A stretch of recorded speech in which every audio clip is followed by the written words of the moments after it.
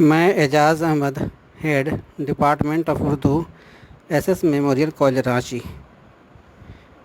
میرے آج کے لیکچر کا ٹاپک ہے خواجہ میر درد کی غزل گوئی۔ یہ سیمسٹر 6 کور پیپر 13 کے اسٹوڈنٹس کے لیے ہے۔ خواجہ میر درد کا شمار شمالی ہند میں اردو شاعری کے دور اول کے اہم ترین شاعروں میں ہوتا ہے۔ درد میر تقی میر اور سودا کے ہم عصر تھے۔ ان شعراء کی اہمیت صرف یہی نہیں ہے کہ انہوں نے اردو میں اعلیٰ ترین شاعری کے نمونے پیش کیے، بلکہ اس سے بھی زیادہ اہم بات یہ ہے کہ انہوں نے اردو شاعری کو فارسی شاعری کے مقابلے میں لا کھڑا کر دیا۔ ان تینوں شاعروں کا زاویہ نگاہ اور انداز بیاں جدا جدا تھا۔ خواجہ میر درد ایک صوفی بزرگ تھے۔ ان کی خانقاہوں میں لوگ تصوف کا درس لینے آتے تھے۔ ان کی شاعری پر بھی تصوف کا گہرا اثر دیکھا جا سکتا ہے۔ تصوف میں وحدت الوجود اور وحدت الشہود کا رجحان غالب ملتا ہے، یعنی صوفیوں کی نظر میں صرف خدا کی ہی ہستی اصل ہے اور اسی کی جلوہ گری تمام شے میں ہے، باقی سب کچھ اس کا جزو ہے۔ جزو کا کل میں فنا ہونا ہی عرفان ذات یا نروان ہے، اور اس کا راستہ تمام خواہشات کو فنا کر کے اختیار کیا جا سکتا ہے۔ خدا تک پہنچنے کا راستہ دل سے طے کیا جا سکتا ہے، اور دل کو پاک کرنے اور زندہ رکھنے کے لیے نفس کو مارنا ضروری ہے۔ تصوف میں خدا اور بندے کا رشتہ معشوق اور عاشق کے جیسا ہے۔ دل کی پاکیزگی کے لیے تصوف میں اخلاق اور کردار کی اصلاح پر خاص زور دیا گیا ہے۔ اس میں ظاہر داری کو ترک کر کے من کی دنیا آباد کرنے پر بھی اصرار کیا گیا ہے۔ درد کی شاعری میں تصوف کے ان سارے تصورات کا صاف عکس دیکھا جا سکتا ہے۔ یہ اشعار دیکھیے۔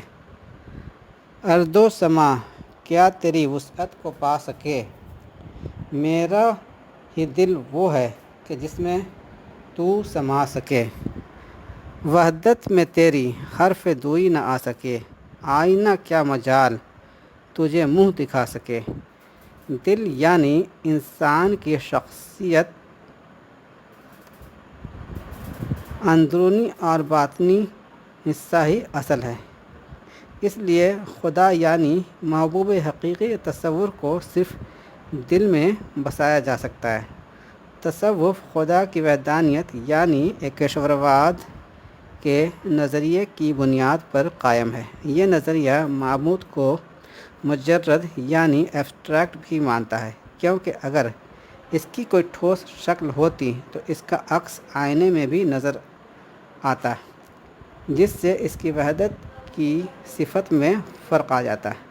وحدت الوجود کے ساتھ وحدت الشہود کا تصور بھی جڑا ہوا ہے، جس کا اظہار درد کی غزلوں میں اس طرح ملتا ہے۔ جگ میں آ کر ادھر ادھر دیکھا، بس تو ہی نظر آیا جدھر دیکھا۔ فلسفہ تصوف میں بندے کو خدا تک پہنچنے کے لیے کسی وسیلے کی ضرورت نہیں ہوتی ہے، کیونکہ یہاں انسان کا اپنا کوئی علیحدہ وجود نہیں ہے۔ مذہبی رسوم اور طریقۂ عبادت کی اپنے آپ میں کوئی اہمیت نہیں ہے۔ جب تک دل میں پاکیزگی اور اخلاص نہ ہو، کوئی بھی راستہ اسے خدا تک نہیں پہنچا سکتا ہے۔ یہاں کوئی وسیلہ اور کوئی مقام اہم نہیں ہے۔ درد نے اپنے اشعار میں اکثر اس بات کو دہرایا ہے۔ قاصد نہیں یہ کام تیرا، اپنی راہ لے، اس کا پیام دل کے سوا کون لا سکے۔ صوفی شاعروں کو مولوی ملا سے اکثر تکرار رہی ہے۔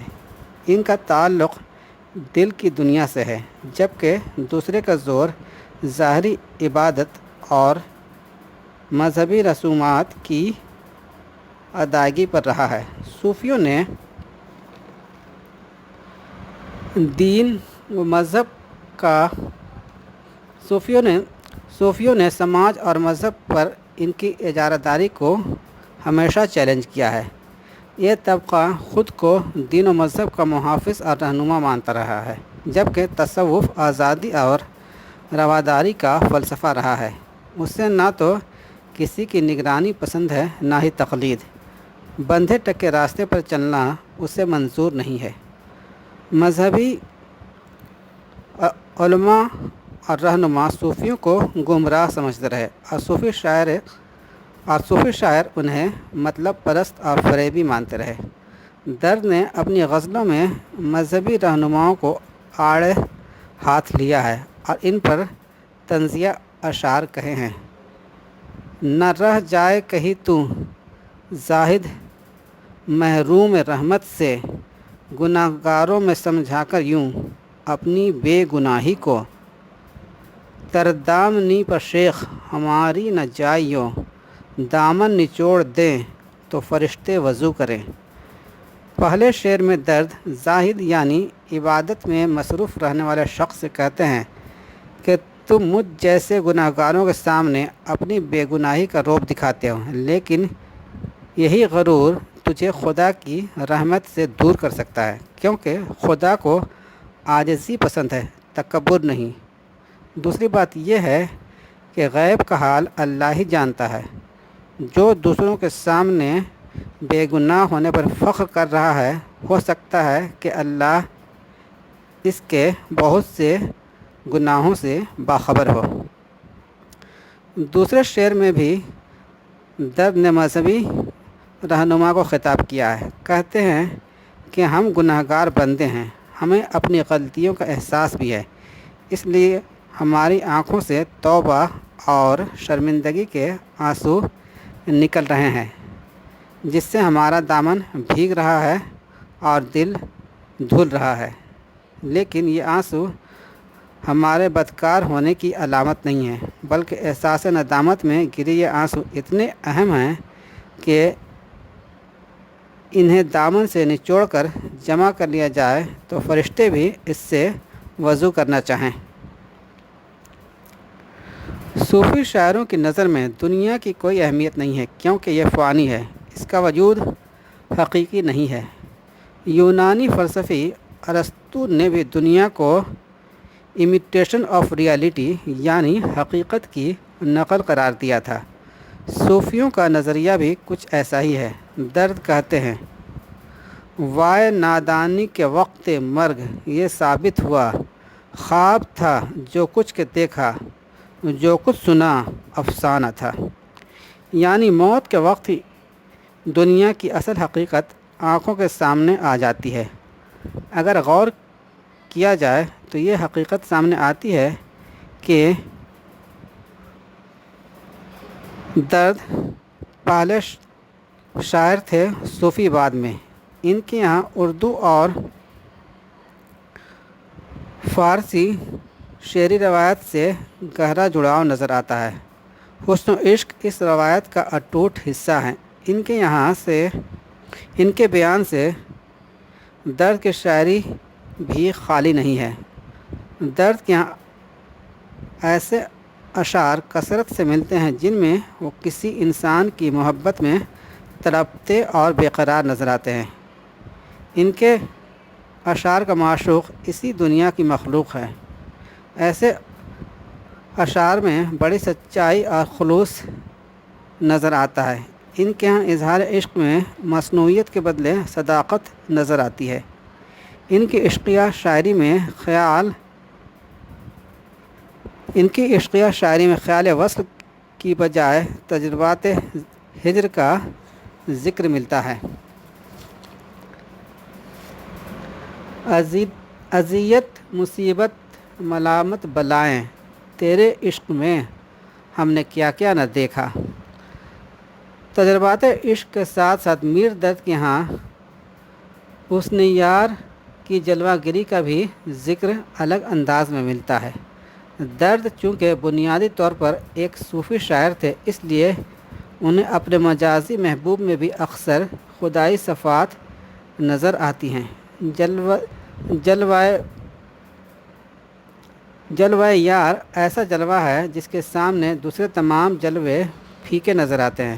جیسے یہ شعر دیکھیے، رات مجلس میں تیرے حسن کے شعلے کے حضور، شمع کے منہ پر جو دیکھا تو نور نہ تھا۔ درد کے کلام کو پڑھنے پر اس میں ایک خاص بات یہ بھی نظر آتی ہے کہ ان میں کوئی بھی بات تہذیبی اور اخلاقی اقدار کے خلاف نہیں کہی گئی ہے۔ معاملات عشق کے بیان میں ہمیشہ احتیاط سے کام لیا گیا ہے۔ انداز بیان میں بھی عاجزی اور انکساری ملتی ہے۔ اس طرح محبوب کے حسن و جمال کو پیش کرنے میں بھی شرافت برتی گئی ہے۔ دہلی کی شاعری میں عام طور سے محبوب کے جسمانی حسن اور اداؤں کا ذکر زیادہ تفصیل سے نہیں کیا جاتا، جیسا کہ لکھنؤ کے شعراء کے ہاں ملتا ہے۔ درد بھی دبستان دہلی کے ممتاز شاعر مانے جاتے ہیں۔ ان کے یہاں عشق اور حسن میں خاص سنجیدگی نظر آتی ہے۔ درد کی شاعری میں اپنے عہد کی تباہحالی کا غم بھی نظر آتا ہے۔ شمال میں اردو شاعری کی مقبولیت کا زمانہ وہی تھا جو مغلیہ حکومت کی تباہی اور بربادی کا تھا۔ ان حالات کا اثر سب پر پڑا، چاہے وہ حاکم ہو یا محکوم، امیر ہو یا غریب، شاعر ہو یا دانشور۔ مرکزی حکومت کمزور ہوتے ہی دہلی پر احمد شاہ ابدالی، نادر شاہ اور مرہٹے ٹوٹ پڑے تھے۔ لوٹ پاٹ اور قتل کا بازار گرم ہو گیا تھا۔ سودا میر، تقی میر اور درد جیسے شاعروں کے یہاں اس صورتحال کی کئی تصویریں ملتی ہیں۔ درد دوراں درد جانا بن کر درد کی شاعری میں اس طرح اجاگر ہوا ہے: روندے ہے نقش پا کی طرح خلق یاں مجھے، اے عمر رفتہ چھوڑ گئی تو کہاں مجھے، زندگی ہے یا کوئی طوفان ہے، ہم تو اس جینے کے ہاتھوں مر چلے۔ درد کی شاعری پر نظر ڈالنے پر ان کے کلام کی جو خصوصیت سب سے پہلے نظر آتی ہے وہ ہے ان کا سیدھا سادہ انداز بیان۔ جس طرح ان کی زندگی سادی تھی، اسی طرح ان کی شاعری میں بھی کوئی بناوٹ یا کسی قسم کا تکلف نہیں ملتا ہے۔ وہ عشقیہ خیالات ہوں یا اخلاق و تصور کے مضامین ہوں، وہ انہیں ایسے آسان اور سادہ انداز میں پیش کرتے ہیں کہ ہر ایک کی سمجھ میں بخوبی آ جائے۔ درد کے بارے میں کہا جاتا ہے کہ وہ کسی فرمائش یا تعریف کے سبب شعر نہیں کہتے تھے، کیونکہ ایک صوفی ہونے کے سبب وہ ان سب سے دور تھے۔ انہوں نے صرف وہی اشعار کہے جو ان کے دل سے نکلے، اس لیے ان کے کلام میں سادگی کے ساتھ اصلیت بھی ملتی ہے۔